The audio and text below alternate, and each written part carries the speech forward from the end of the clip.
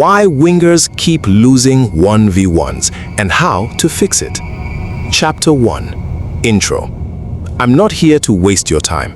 This is the complete breakdown of why wingers, talented, fast, skillful wingers, keep getting shut down in 1v1 situations, and more importantly, exactly how to fix it. Because here's the truth nobody tells you. Most wingers don't lose 1v1s because they're slow. They don't lose because they lack skill. They lose because of two invisible mistakes happening before the duel even starts. If you're a winger watching this, pay attention, because by the end of this video, you'll never look at a 1v1 the same way again. Chapter 2. The real problem. Before we go any deeper, I want you to picture this. A winger receives the ball on the left flank. The defender is in front of him. He stops the ball, looks up, makes his move, and gets dispossessed. Clean. Easy. Like the defender read his mind. At first glance, it looks like a bad skill choice. Maybe wrong timing, maybe nerves. But the real reason it failed, most wingers never figure it out. There were two massive mistakes that sealed the outcome before the duel even began. And if you don't understand what they are, you're already losing the moment the ball touches your feet. Let's break it all down. Chapter 3. First mistake, the dead zone stop. The first mistake is where you stop the ball. Now, stopping the ball isn't always wrong, but where and how you stop it, that's everything. Most wingers receive the ball and kill it in what I call the dead zone, a position that immediately cuts off one or more directions. The moment that happens, your options collapse. Your strong side? Gone. You're left with one predictable path, and the defender knows it before you do. That's not a duel anymore. That's a trap you walked into yourself. Think of it like this. Imagine you're playing chess, but every time you touch a piece, you have to freeze for 3 full seconds before making your move. You're not playing the game anymore. You're giving your opponent all the time in the world to study you, react, and destroy your strategy. That's exactly what a dead zone stop does on the pitch. The defender sees your body shape. He sees his limited options. He steps in with confidence because you've already handed him the advantage before he even moved. The best wingers in the world do the opposite. Watch Neymar, watch Salah. When they receive the ball, they position their body so both directions stay open, left or right. The defender can't be sure. That uncertainty, that's where the magic lives. When you stop the ball with both options alive, you become a problem. When you kill one side before the duel starts, you become easy. Chapter 4. Solution. Keep the ball alive. So what's the fix? Stop in positions of power, not convenience. Every time the ball comes to you, ask yourself one question before it arrives.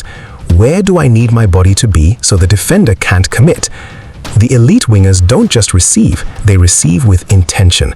Their first touch is a weapon. It opens space, it creates angles, it puts the defender in a dilemma. Neymar's entire body becomes a trap the moment he controls the ball. A single shoulder drop sends the defender one way, a subtle weight shift opens the other, and by the time the defender reacts, it's already over. That's not magic, that's positioning, and it starts before the ball even reaches you. Train your first touch to land in a live position. Practice receiving with your body open. Make it a habit until it's automatic. Because a great first touch in the right position wins half the duel before a single skill move is made. Chapter 5. Second mistake. Pre-planning the move. But that was only the first mistake. The second one, it kills more wingers than any other habit in football. Here's what happens. The winger stops the ball. Then he starts thinking. Step over, cut inside, pass it back. By the time he makes a decision, the defender has already made his. The duel is over before it started. This is called pre-planning, and it is the silent killer of creativity on the wing. Most players think being prepared means scripting every move in advance, like a checklist in their head. Step over, cut inside, shoot. But that mindset is exactly why you freeze under pressure. It's why your moves feel mechanical. It's why defenders can read you like a children's book. Pre-planning removes instinct, and in a 1v1, instinct is everything. Chapter 6. Solution. Play on instinct. The best wingers in the world don't operate like robots. They don't stand in front of a defender thinking, first I'll do a step over, then shift left, then maybe cut inside. They react to the moment. They read the defender's weight, his foot position, his eyes, and they respond. Not from a script, from instinct. Messi said it himself, "I never think about the play or visualize anything. I do what comes to me in that moment." Ronaldinho put it the same way. Mane, Salah, Mbappe, none of them are running through a checklist when they face a defender. They are feeling the game and trusting their body to respond. That's the difference between a winger who dazzles and a winger who disappears under pressure. Chapter 7. Proof from the greatest. Maradona said, "Just trust your instincts and go for it." Ronaldinho added, "A forward doesn't have time to think. You have a second, rarely more, to decide what to do. Instinct gives the orders." And that is the truth. If you're stuck in your head doing a 1v1, trying to choreograph your next 3 moves, you're already 2 steps behind. By the time you decide, the defender has moved, he's set his weight, he's already in control. The winger who wins duels isn't always the fastest or the most technical. He's the one whose body reacts before his mind has to think. But here's the problem. I can't just tell you to trust your instincts and send you on your way. Because if you're losing 1v1s right now, your instincts aren't ready yet. And trusting broken instincts is the fastest way to keep losing. Chapter 8. How to build elite instincts. The goal isn't to trust your gut blindly. The goal is to build instincts so sharp, so trained, so automatic that trusting them becomes your greatest weapon. And here's how you do it.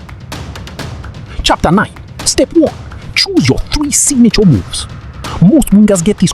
If you're a pace winger who loves running in behind, your 3 might look like a simple shoulder drop to open the lane, a step over to freeze the defender's feet, and a sharp cut inside to get onto your stronger foot. If you're a technical winger who loves tight spaces, your 3 might be La Croqueta for tight lateral shifts, a body feint to create half a yard, and a roulette to spin out of pressure. It doesn't matter which 3. What matters is that they are yours, built for your game, trained to perfection. This isn't about copying Neymar or Mbappe. It's about building your own weapon kit. 3 blades you can swing with full confidence in any match, under any pressure. Once you've chosen your 3, that's when the real work begins. Chapter 10. Step 2. Grind until it's unconscious. You've chosen your 3 moves. Now what? You grind over and over and over until they happen without thinking. Bruce Lee said it best, "I fear not the man who has practiced 10,000 kicks once, but I fear the man who has practiced 1 kick 10,000 times." That is the standard we are chasing. Most players try a move 20 times and think they've got it. They go into a match and panic. They default to a simple pass backward. Why? Because 20 reps doesn't build instinct, it barely builds memory. If you want to execute in high-pressure 1v1s like it's effortless, you need to hardwire those moves deep into your muscle memory. That means hundreds of reps, done the right way. Start static. No defender, no pressure, no speed, just perfect reps. Learn exactly how your body shifts, how your weight transfers, where your eyes go. Then add movement, slow and controlled, feeling how the move flows when your body is in motion. Then ramp it up, add pace, add angles, add fatigue. Train it when your legs are heavy and your lungs are burning, because that's when it needs to come out in a real match. Jeremy Doku, one of the most unplayable dribblers in European football right now, said that as a kid, he just spammed 1 move for hours, not 10 moves, 1. He didn't stop until that move was second nature, automatic, unconscious. That's the bar. Your signature moves need to come out like a reflex, clean, sharp, and untouchable, even when the pressure is at its highest. Chapter 11. Step 3. Train with maximum intention. Repetition builds the move. Intention makes it deadly. This is where most wingers stall. They do the reps, but they sleepwalk through them. Same drill, same pace, same mindset. No pressure, no urgency. And then they wonder why they freeze in matches. Here is the truth. Instincts aren't built by repeating moves